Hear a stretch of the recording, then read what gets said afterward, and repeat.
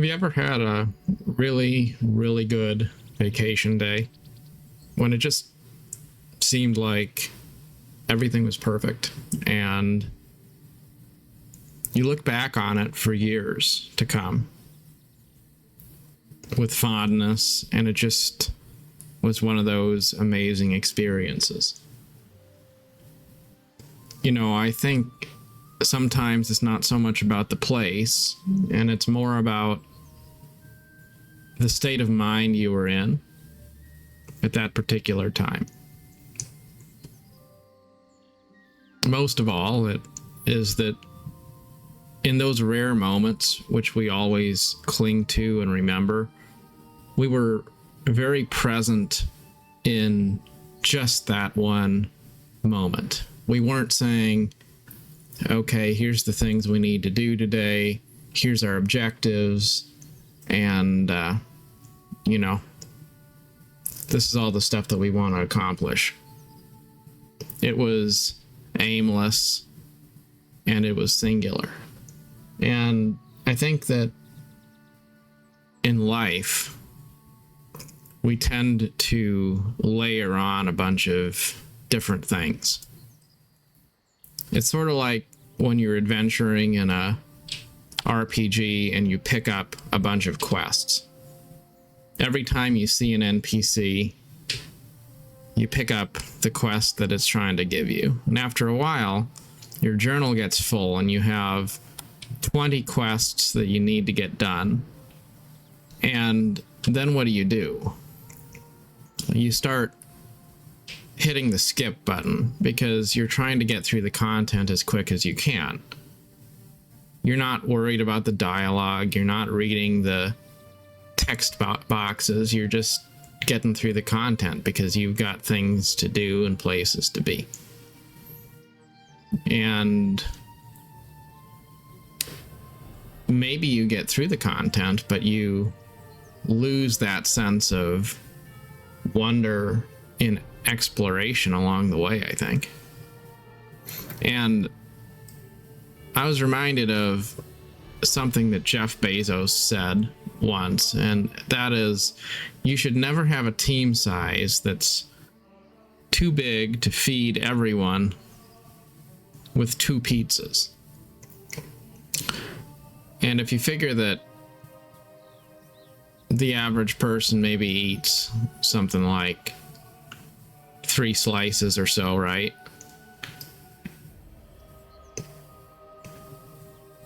It's probably a team size of about 6, something like that. Give or take. But the point is, when you get much more than half a dozen people, the team gets too big. And people get lost along the way. There isn't a singular vision anymore. There isn't a sense of camaraderie. There isn't a sense of having that one-on-one connection anymore. It's just a crowd of people in a room. And there's that notion that more is better.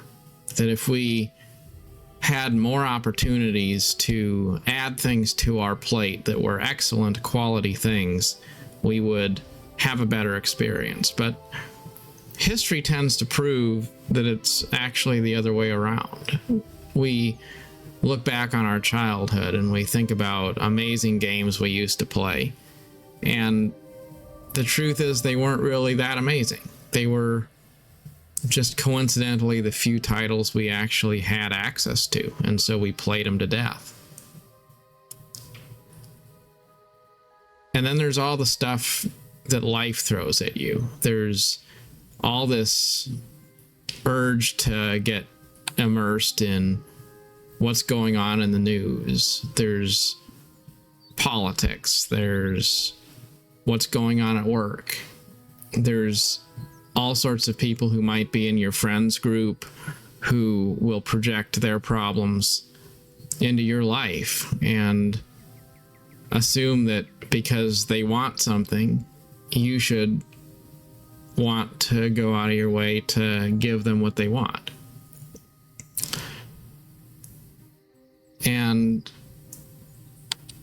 how do we find peace in all of that? How do we create an environment that is sort of like that amazing vacation day I was talking about? I think it's really just about simplifying your life and getting rid of things. And it's really hard to do that because a lot of times those aren't things that are bad things that you're getting rid of. They're things that are fundamentally good. They're things that are by themselves amazing.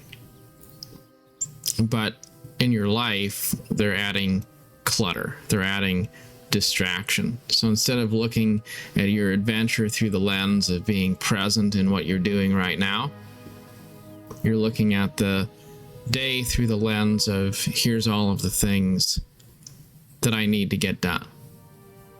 And far too often, instead of spending your time doing things right now that you want to do, you wind up having a long list of things that you say, well, one of these days when I have time, I'll get around to that. So what about all the things that are cool, all the things that you do want to jump into, all of those happy detours in life? How do you find room for those if your plate's already full? If you already have 30 games on your list in the Steam library that you think you need to get to and finish playing before you can get around to that one that piqued your interest, well, you're never really going to get to it, right? But maybe it's okay to let a lot of things take the back seat and just pick half a dozen things, tops, that you really, really enjoy. And usually the thing about those things that you pick is that they tend to be low obligation activities. You know, I find, just to use myself as an example, I enjoy Genshin Impact. I enjoy Elder Scrolls Online. Like, those are probably the top two RPG games that I enjoy. And the biggest reason I like them is just because they have these enormous, beautiful, expansive open worlds where even if you didn't want a quest, you could just log in and explore for a while. And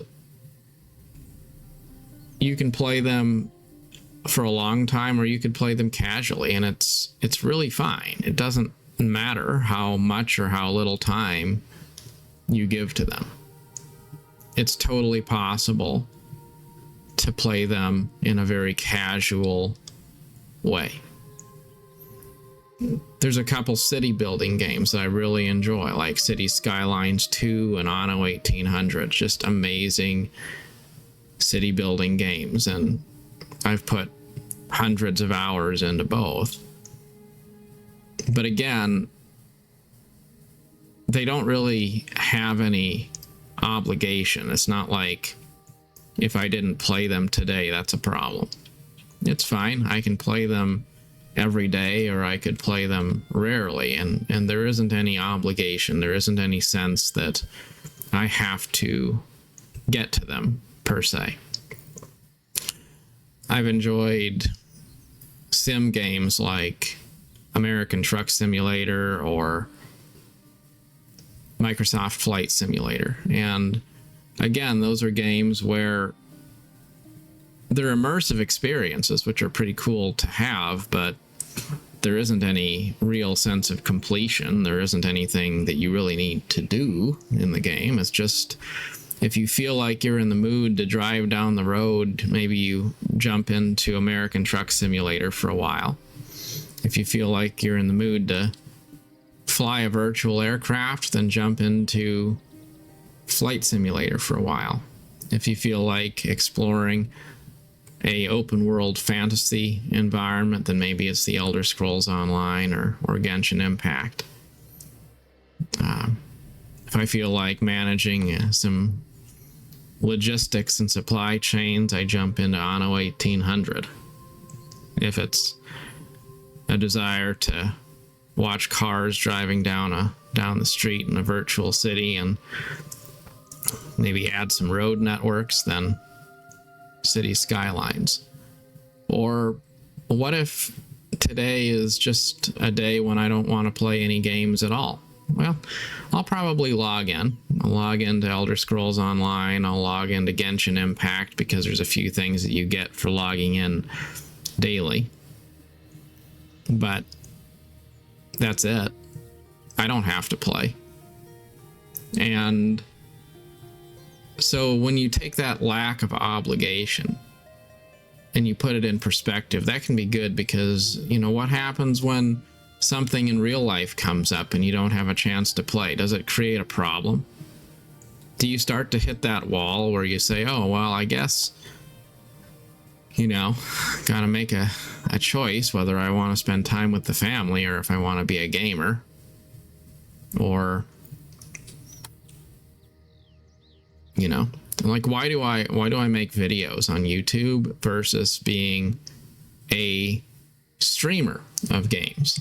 Well, because if I said I wanted to be a streamer, that creates an implied time commitment that now I need to log into these games and I need to start playing them, because I've got to stream, right? I've got to be consistent. I've got to put out that content in some way.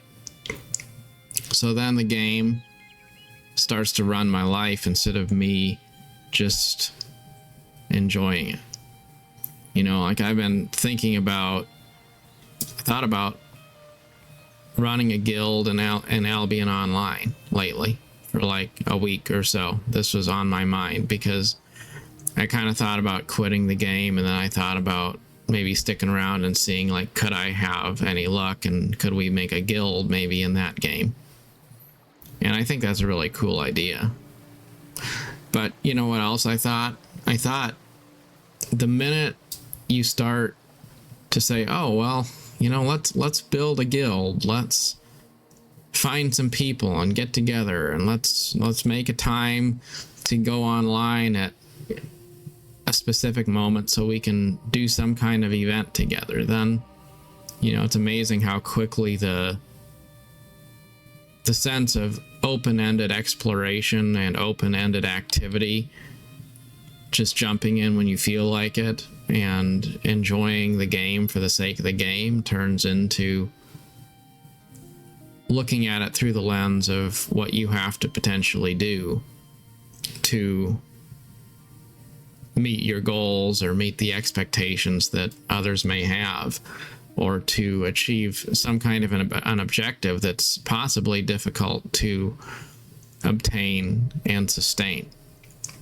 And I think we're really good at making these goals, arbitrary goals, but anytime we start doing something, then we get into this pattern of saying, well, what do I need to do to achieve my next objective? And then we chase that, and it becomes unhealthy, because life is not really supposed to be an objective driven experience. That doesn't mean that you shouldn't ever have goals. It doesn't mean that you shouldn't ever have things that you're working toward. It's just life needs to be complete without those things. If I live today and then that's the end and I die, could I say that the things that I did today were positive things? Could I say that the things that I did today were enjoyable things? And let's go back to that notion of a vacation. If you were on vacation and you were having an amazing vacation, and you knew that your vacation was going to end in a day or two, would that be a reason to say, well, I'm not going to enjoy the experience? Because how could I enjoy the experience when I know the vacation is going to end? And we would say that that's ridiculous, because the entire reason why you savor the vacation, the reason why you go on vacation, the reason why you take time to have that experience is because you know it's temporary. And yet you believe that the memories that it creates and the memories you share are something meaningful beyond the span of that temporary experience.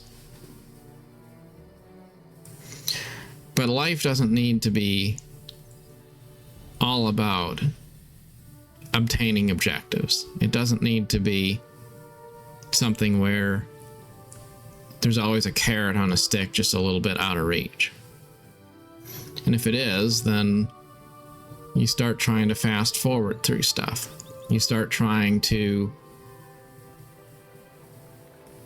get through content instead of enjoying the content. And then at that point, the question comes to, why are you even bothering? Why do quests if you don't want to actually know what the quests are about?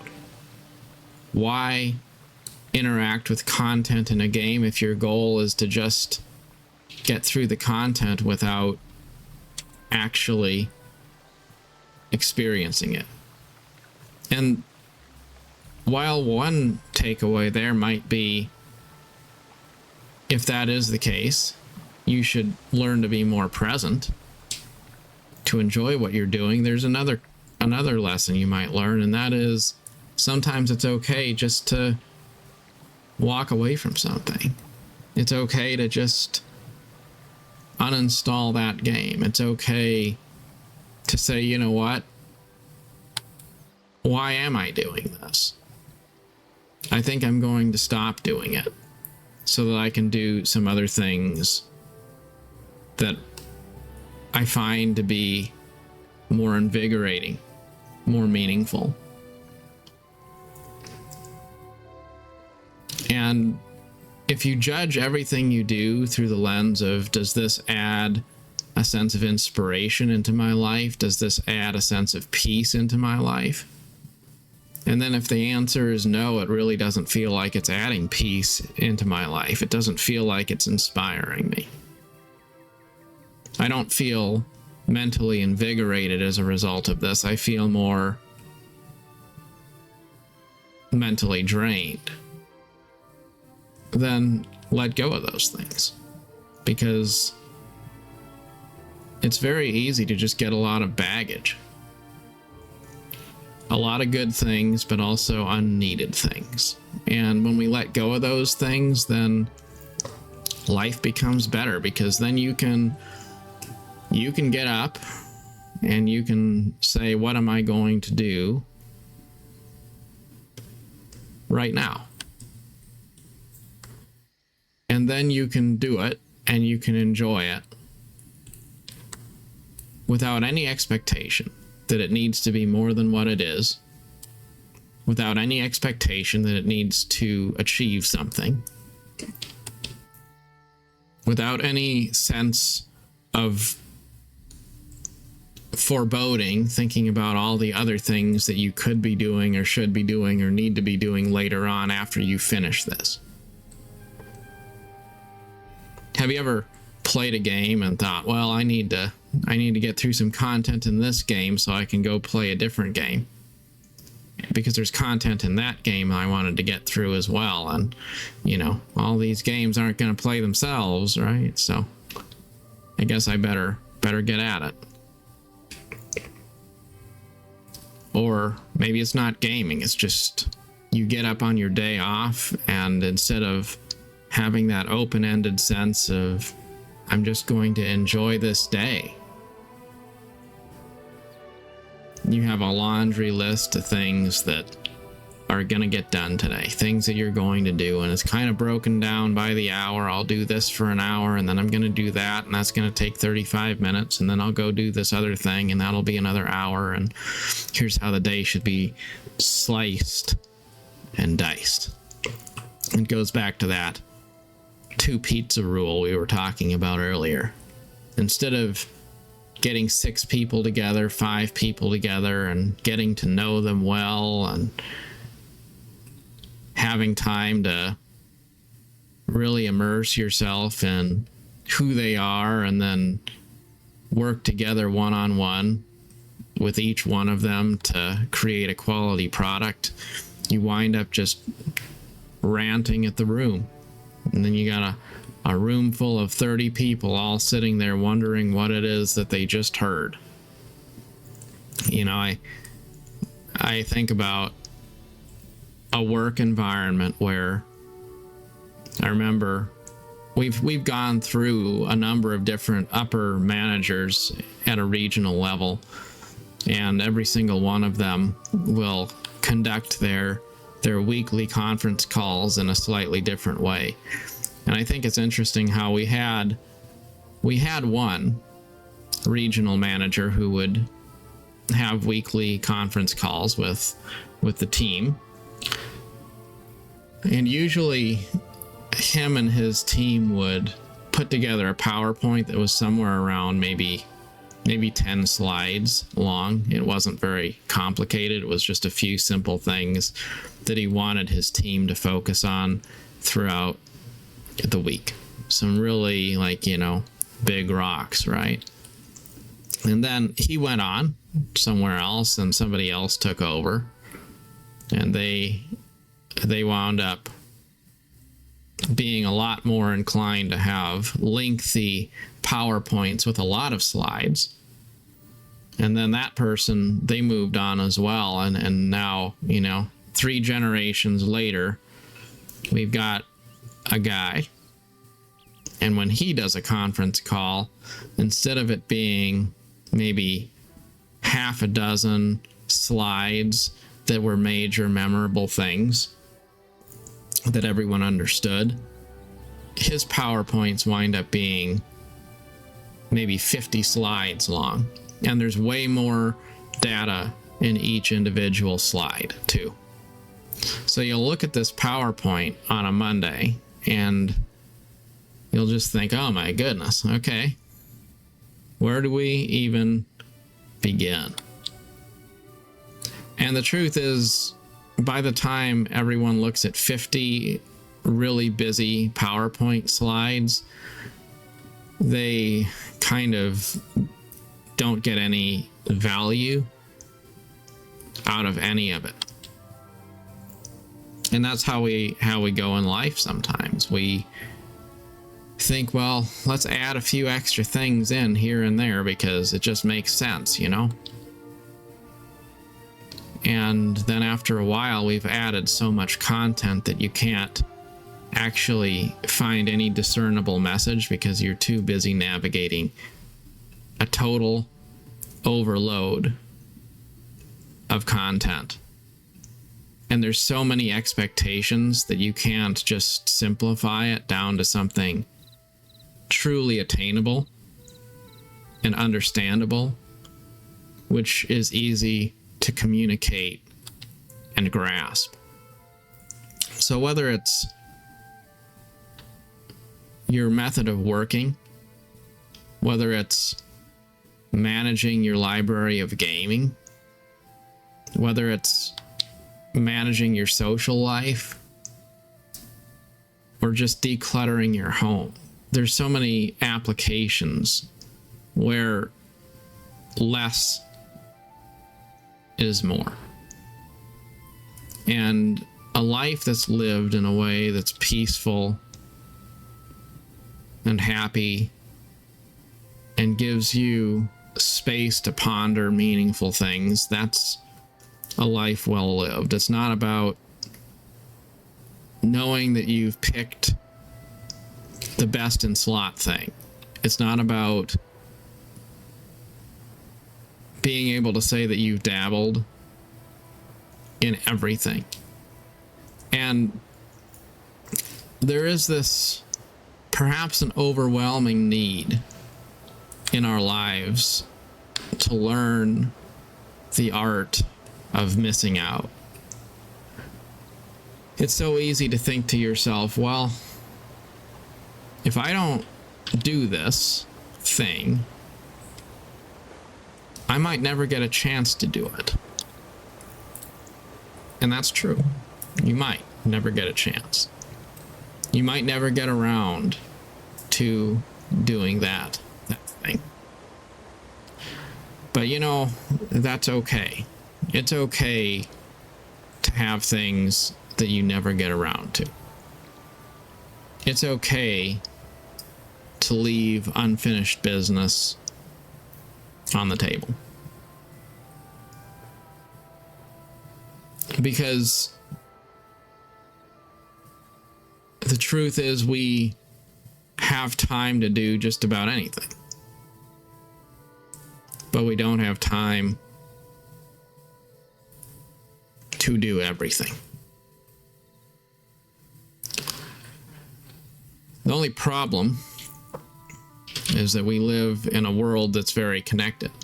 A world where it's easier than ever to sign up for something new. And easier than ever to have that sense of missing out. That overwhelming fear that your life is going to run out of days to live before you have a chance to get through all of the content that you wanted to finish.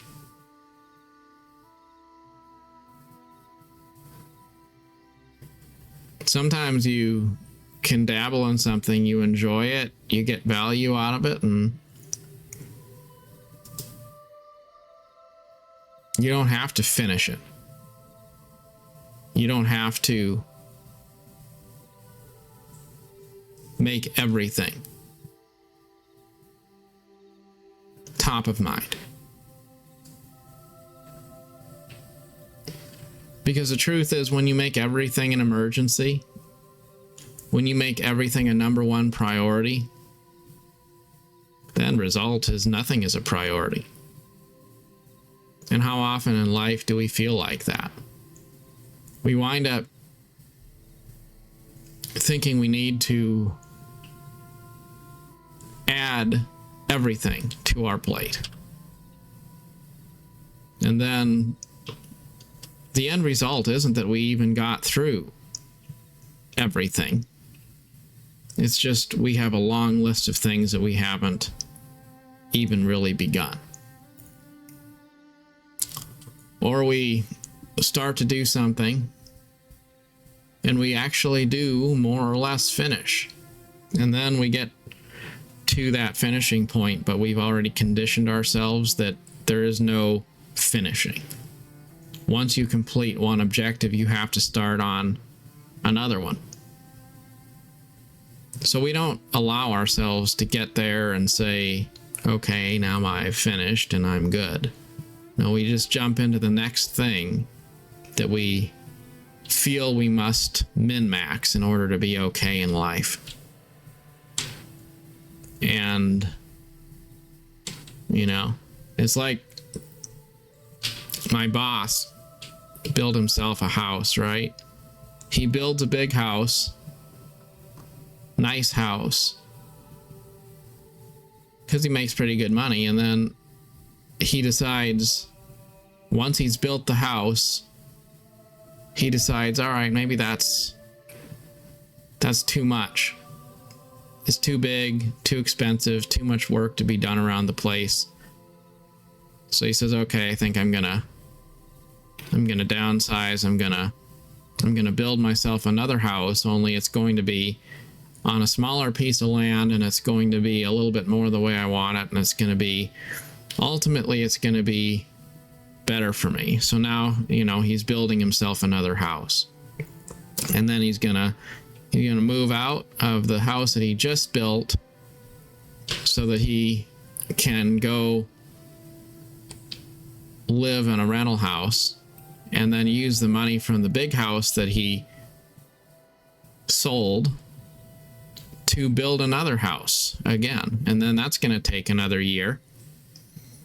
And then eventually, hypothetically, he's going to have that other house that he's going to be able to live in.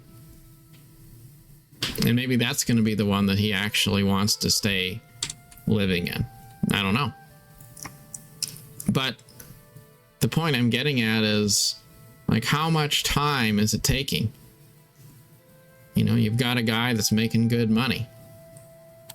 And yet, some of these basic things that you would expect, like having a home that you can actually feel like it is your home, he doesn't even have that, and he won't have that for a while because he's going through this constant grind of trying to build things and manage things and flip properties. And, you know, it's just really hard to look at that and feel like he's got a good thing going, because he's gonna be grinding for another year or two of his life to make this whole thing work. And I can't help looking back on, you know, his life, and I think, well, how much more joy and peace would he maybe have in his life if at some point enough was enough. And there's a certain kind of people, though, who can't ever get to the point where they feel like they have enough.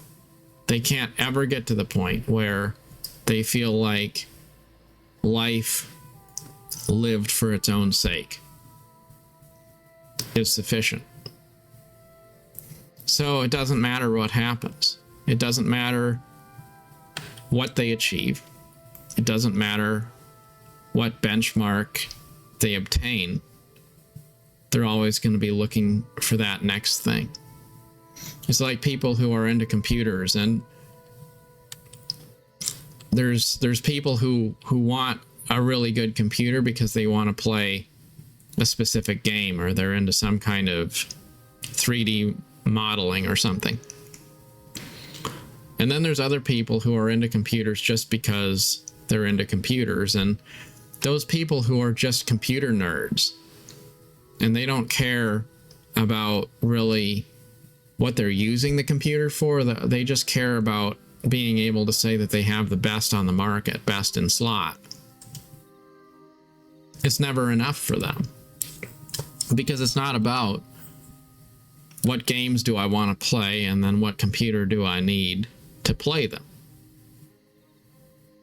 It's about what's best. And there's always something new, something better. There's always something you could do that you haven't yet done to get a little bit more performance out of that machine. So instead of enjoying the machine for what it was meant to do, which is to play games or to do work, they spend their time trying to figure out how to adjust the overclock settings and kind of miss out on the entire point of why they got the system in the first place. Truth is, life is best lived when you start to solve problems by eliminating them instead of solving problems by fixing them or working them. Not every problem needs to be solved. Not every issue needs to be addressed. Sometimes it's okay just to, once you hit that wall of feeling like something is being more frustrating, more of a time sink than something that's inspirational or positive, then you just walk away from it. And then you have less stuff. But the things that remain, they feel more meaningful. And I really find that in every situation, the things that will be the best things for your life are going to be the things that are most inclined to respect your time. I've been playing RuneScape 3 a little bit, and I don't think I'll keep playing that game, but I've been observing the community on Facebook and just getting a feel for what makes the player base tick, what kind of people are these and stuff. And I think what's been really interesting to me is that in this game, in RuneScape, people are all about numbers. That's what they do, because that's what the game is. You make an account, you make a character, and then you click rocks, you click trees, you grind your way to make your numbers get higher. That's all it is. And the game is designed to make it very difficult to obtain the highest number possible. So if you're going to reach the highest number, you're going to put a very, very large amount of time into the game. And so the best way to play is generally AFK type playing. AFK meaning away from keyboard. You can just set your character to automatically do certain activities which will give it XP. Then you could be leveling up while you're actually at work or not at the computer, etc. And then people who get the higher number, they get bragging rights. They can say, well, I've gotten stronger, I'm a higher level player. But the question is, what have you done to become a higher level player? Because it's not skill. Not really. It's really just a number that shows how many hours you've had the game running, how many hours you've spent doing the same little task, clicking a button over and over again. And the problem in those games is that people just start to get fixated on trying to get the number to go up. And there's not really much else to it. There isn't any sense of imagination in play. There's not any sense of joy. There's just a sense of, how do I make my score get higher?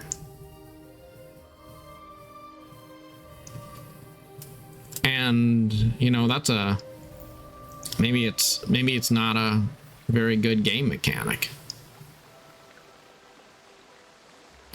because it kind of sends the message that the only way you're going to actually fully enjoy the game is if you put in so much time. Basically, you've spent your whole life trying to get there.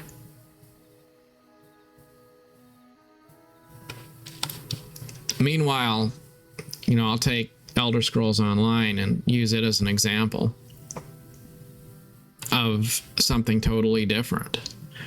When there's a new zone that comes out, because the world is level scaled and it's designed to be accessible to all players, you don't have to get through a whole bunch of story content that you haven't gotten around to. You aren't penalized for being behind. You can just go straight over there and explore that new area. That's it. So that doesn't mean that there's not grindy elements in Elder Scrolls Online, but there's a difference between a grind that essentially is not necessary. It's just you get a sort of a sense of progression as a reward for continuing to be present in the game. And the kind of progression that makes you feel like you have to play the game far more than you might even think is fun or enjoyable, just so that you can get a number. And once you achieve that number, then there's nothing left to do in the game, and there's no reason to actually want to keep on playing.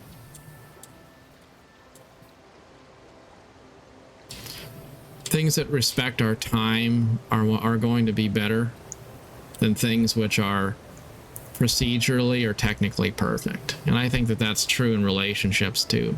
Like how often is it the case? Maybe you could have a relationship where, you know, your partner is a really attractive person, but they're also a really controlling person.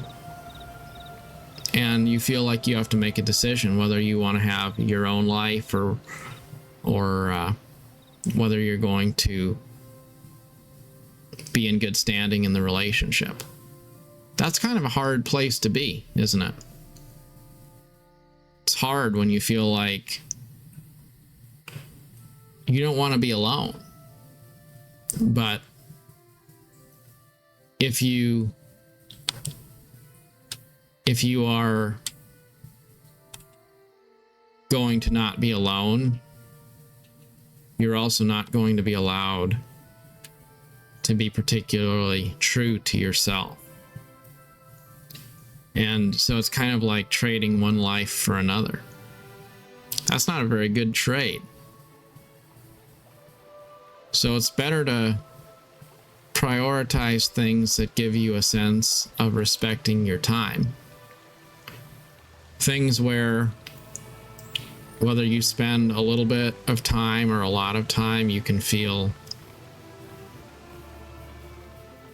like the time you spend is meaningful. Those are the kinds of things that matter. And I also think that when you do give yourself to things which respect your time, when you spend your time doing things which are inspiring and uplifting, you're also more likely to find it natural to have the right spirit toward others. Because when we feel like we're spread thin and we're overextended and there's a lot of extra things being asked of us that we don't want to give or we don't have time to give, then there's that new thing that comes along, that, you know, that person that comes along, or an activity we want to do just because it seems cool or whatever.